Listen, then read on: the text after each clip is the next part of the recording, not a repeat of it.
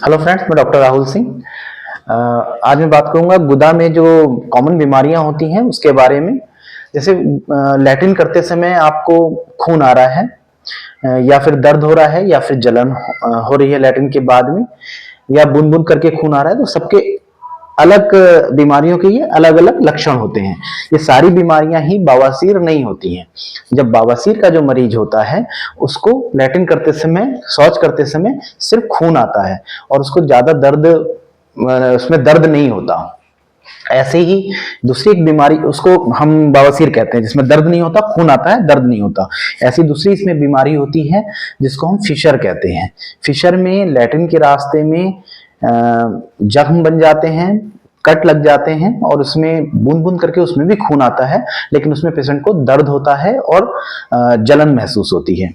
ऐसी तीसरी बीमारी गुदा में होती है भगंदर, जिसे फिस्टुला कहते हैं। उसमें गुदा के आसपास में कोई फुंसी होती है या कभी कभी कोई फोड़ा बन जाता है और उससे मवाद या पस डिस्चार्ज होता है। तो ये तीनों अलग अलग बीमारियां हैं और तीनों की चिकित्सा अलग अलग है। जो शुरू की दो बीमारी मैंने आपको बताई, जैसे बवासीर और फिशर, इसमें बहुत डिले नहीं करना चाहिए। और अगर ये इस तरह की कोई बीमारी है तो हमारी क्लिनिक पे विजिट करिए। शुरुआती तौर पे बिल्कुल दवाइयों से ठीक होने वाली बीमारी है, कोई ऑपरेशन की इसमें जरूरत नहीं होती।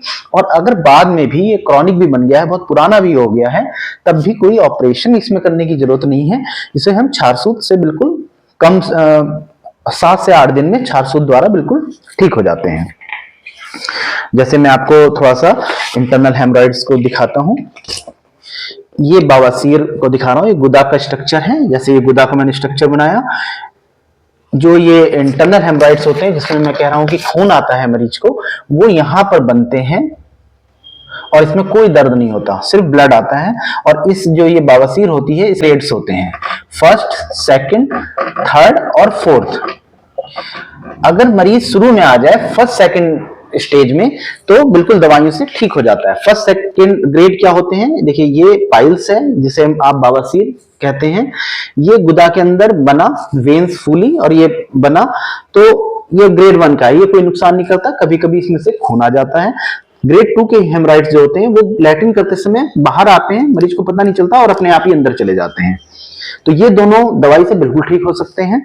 तीसरा है कि लैट्रिन करते समय कोई चीज अंदर से बाहर आती है और उंगली से आप जब उसको अंदर करते हैं तो वो अंदर चली जाती है।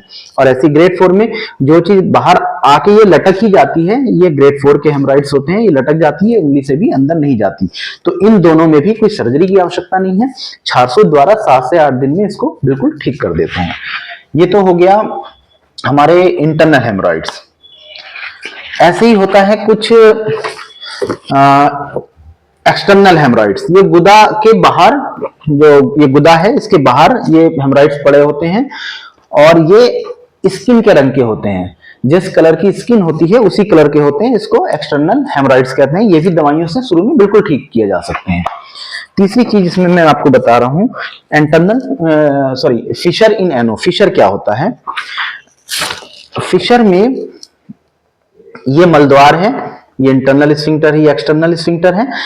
ये लैट्रिन के रास्ते में कट लग गया और इस कट की वजह से कोई चीज बाहर, चपटी सी बाहर आके लटक जाती है जो स्किन के कलर की होती है। इसमें मरीज को बहुत दर्द होता है। शौच करते समय मरीज को दर्द होता है, बहुत देर तक उसमें जलन बनी रहती है और खून भी आता है तो बूंद बूंद करके आता है।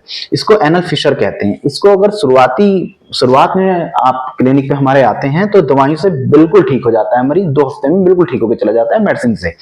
लेकिन अगर इसको क्रॉनिक बना के लाते हैं तो मरीज को फील होता है कि उसके गुदा का रास्ता थोड़ा छोटा हो रहा है और दर्द बहुत ज्यादा होता है। तो अगर इसके बाद भी पेशेंट आता है तब भी इसको हम छारसूत्र के द्वारा 7 से 8 दिन में बिल्कुल ठीक कर सकते हैं। कोई दर्द नहीं होता मरीज को।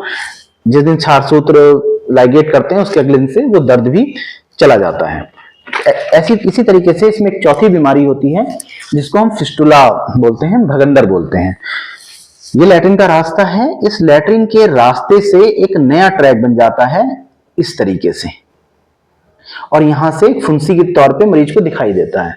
आप दवाई बार बार खाएंगे, ये फुंसी यहां से सूख जाएगी, लेकिन रास्ता वहीं बना हुआ है तो अंदर से गंदगी बाहर की तरफ आएगी या पस डिस्चार्ज होगा। तो अगर इसमें आप बार बार दवाइयां खा रहे हैं तो ये जो रास्ता है जिसके अंदर गंदगी भरी हुई है ये कहीं और से फूटने लगेगा। तो अगर आपको भगंदर है या फिस्टुला है तो उसमें उसका इलाज दवाइयों से नहीं है, कोई भी दवाई उसमें काम नहीं करती है।